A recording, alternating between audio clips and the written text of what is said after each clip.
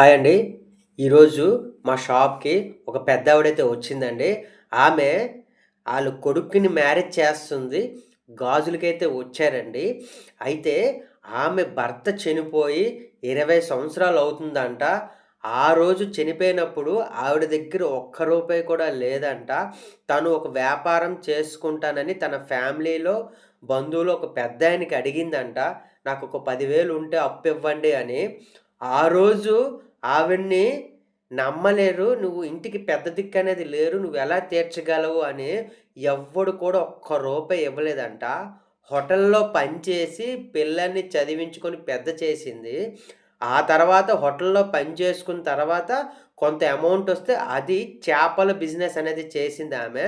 ఈరోజు 15,00,000 ఖర్చు పెట్టి ఒక ఇల్లు కట్టించింది. అలాగే ఈ 2 డేస్ తర్వాత ఆళ్ళ అబ్బాయి మ్యారేజు కనీసం 8,00,000 ఖర్చు పెట్టి చాలా గ్రాండ్‌గా ఫంక్షన్ అయితే తను చేస్తుంది. తను ఒక మాట చెప్పింది నాకు. "నేను ఒకళ్ళకి ఇవ్వను. నేను ఒకళ్ళకి అడగను. ఈ రెండే నా మైండ్‌లో ఉన్నాయి. ఇంకేంటి లేదు. ఆ రోజు అడిగాను.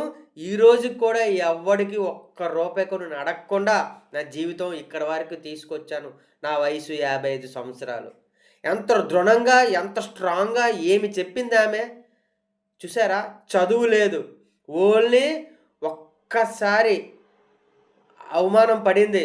ఆ అవమానాన్నే ఒక బలాన్ని చేసుకొని ఈరోజు నంబర్ 1 స్థాయిలో తనుంది. బట్ తనొకటే మాట చెప్పింది. ఒక్కరోజు కూడా 360 రోజులు నేను పని చేస్తాను. 360 రోజులు నాకు ఒకవేళ బిజినెస్ అవ్వకపోతే ఒకళ్ళింటికెళ్ళి పాచి పనైనా చేస్తానే తప్ప గాని, ఖాళీగా కూర్చొని ఒక్కరోజు కూడా నేను భోజనం చెయ్యను అని తను చెప్తుంటే నాకు నాకే అదల అరే!